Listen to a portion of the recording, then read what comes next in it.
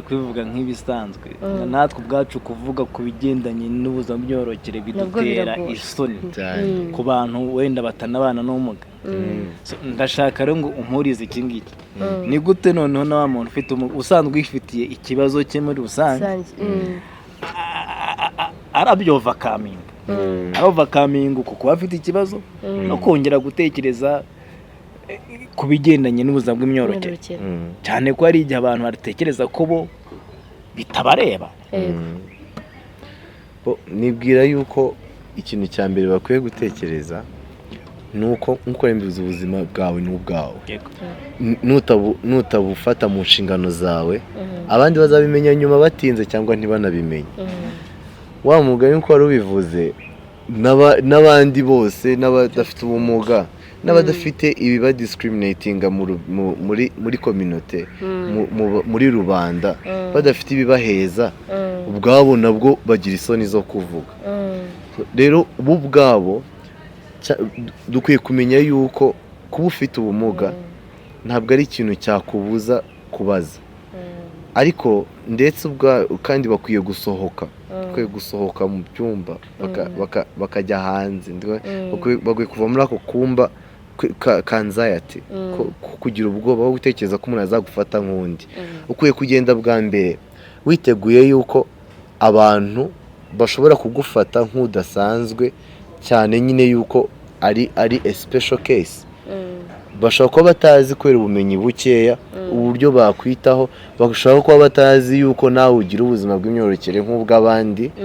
Rero ukwiye kugenda ubwawe ukabisangira, cyane cyane ababyeyi bawe, inshuti zawe ndetse n'abaganga bashobora kugufasha, ukabegera ukababwira uti ariko ngewe buriya rero ntabwo nzi uburyo nabikoramo, cyane cyane nko ku bantu bafite wenda ubumuga bwo kutavuga. Bashobora gukoresha communication yoroshye mu gihe umuntu wenda batazi sign language, ushobora kumubwira mu buryo buri advanced ntabimenye, ariko umuntu wese aba afite uburyo yakexpressingamo ikibazo cye. Ukaba wamubwira uti rero ndashaka kumenya, nanjye mfite uburenganzira, niyo twavugaga mfite uburenganzira bwo kumenya, rero nyigisha. Hanyuma rero ubwo turimo turavuga bo uruhare rwabo bakwiye kugira.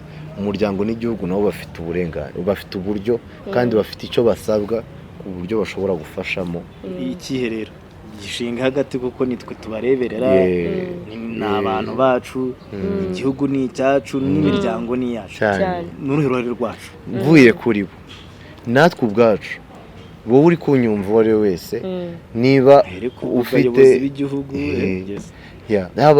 yaba mu rwego rw'isi yose, reka naho duhera, bafite uburenganzira bwa muntu mu nshingano zabo, babasha kumva ikinyarwanda cyangwa se bashaka gusoma subtitles sinzi, bakwiye kumenya yuko ni abantu nk'abandi, bakwiye kuba inclusive, bakwiye gushyirwa muri community hamwe n'abandi, bakigishirizwa hamwe n'abandi, ahubwo hagashyirwaho uburyo buri special bashobora kumvamo. Niba tumva ugomba gukoresha sign language, nimba atabona hari uburyo, hari techniques ahari umuntu akwiye kwigishwamo. Ibigo by'amashuri bikwiye kuba bifite ahantu bigishiriza abantu bari special cases, the special people, abantu bafite iyo disability, bafite ubwo bumuga. Bakwiye kuba bafite uburyo bigishwamo, nabo bakacyura ubumenyi, ariko cano binyuramo uburyo bigishwamo bukaba buvariya n'uburyo abasha kumvamo. Erega agaciro ubundi se akamaro ka communication n'akahe Ben? Akamaro ka communication no kugira ngo umuntu anyumve. Impamvu ndi kuvuga no kugira ngo unyumve. Nimba rero ufite ubumuga bw'amatwi, mwe gushaka ubundi ubumuga bwo kutumva, mwe gushaka ubundi buryo ushobora kunyumvamo bitanyuze mu matwi. Nimba ufite ubumuga bwo kutabona, mwe gushaka ubundi buryo wamenya bitanyuze mu maso, kubera yuko nubwo udafite amaso, nubwo ufite ubumuga bw'amaso, ariko hari akandi kantu gakora kandi nakoresha kugira ngo umenye. Igihugu muri rusange, umuryango, inshuti, abavandimwe, nabo ubwabo, nawe ubwawe uri kunyumva urebwa n'iyi topic, ufite ubumuga, ukaba uri n'urubyiruko, ukwiye gushakisha uko wamenya mu buryo bwose ufite. hari ubwo udafite ariko hari n'ubwo ufite ugomba kubukoresha at maximum. Ni byiza cyane kandi urakoze cyane. Nk'urubyiruko rufite ubumuga ni hehe bakura ayo makuru?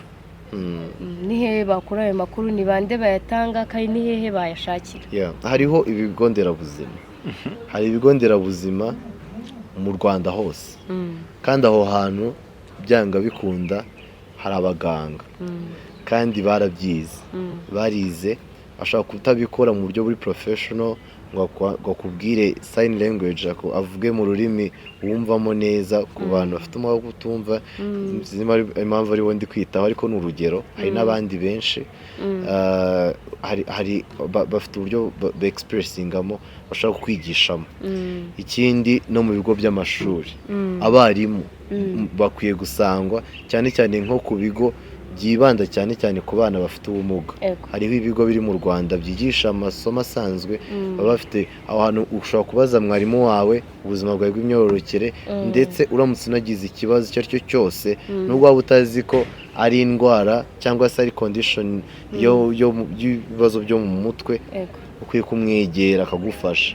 Ahandi ni mu muryango. Ngewe ibintu byose numva bihurira mu muryango. Umuryango nyarwanda, kwa papa, kwa mama, utabafite afite guardian, umuntu umurera, cyangwa se n'ahandi no community yose abamo hari uburyo bwo kwiga. Ahandi ni kuri ku ma channels ya online ya digitals, harimo n'uburyo bwa Joker.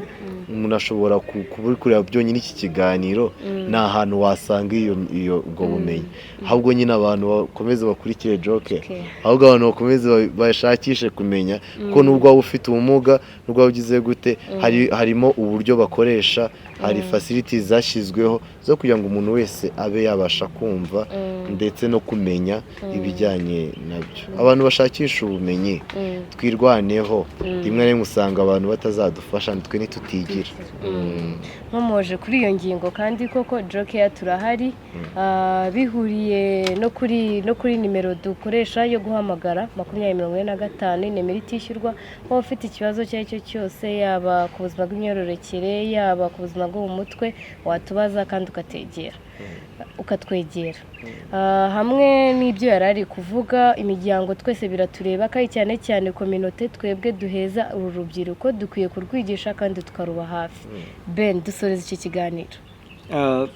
Navuga ko ku bigendanye n'icyo umutumirwa yacu yatubwiye, ubuzima bwo mu mutwe, ubuzima bw'imyororokere, gufasha urubyiruko banomuga kwiha imbaraga, byose bibera ku buzima. Cyambere ubuzima ni ubwacu. Ikindi ni uburenganzira bwanjye kumenya ibigendanye n'ubuzima bw'imyororokere, naba ndi muzima, naba mbana ubumuga. Ikindi nka societe, nkuko babitubwiye, tumenye ubumuga bw'umuntu. Icyo gihe nitumenye ubumuga bw'umuntu, tuzabona ko adufasha, ko tumufasha. Ikindi nico mwavuze nyine, amakuru dufite inshingano zo kuyatanga, ariko na nyir'ubwite afite inshingano zo kuyashaka. So niba utayabonye mu muryango, ntuyabone ku ishuri, ntuyabone mu nshuti, ariko inshuti nziza, Joker turahari. Jya kuri YouTube channel yawe, ufungura ibiganiro byose bya Joker. Ku muntu ubana n'ubumuga bwo kutumva, hariho sign language. Utabona hariho audio, ku buryo abasha kumva amajwi. Kuvuga ngo ibintu byose byahateganyijwe.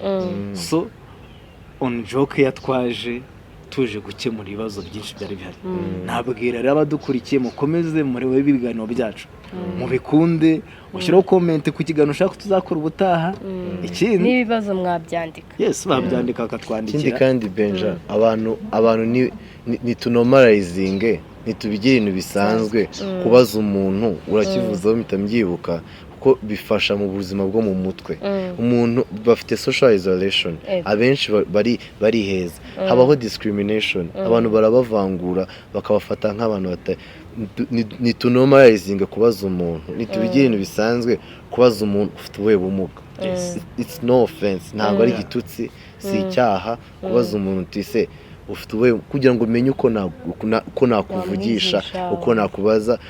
Kore sign language, nabona utari kuyikora neza, as long as you express, igihe cyose ushobora ku expressinga ukumvikanisha icyo ushaka kuvuga. murakoze cyane.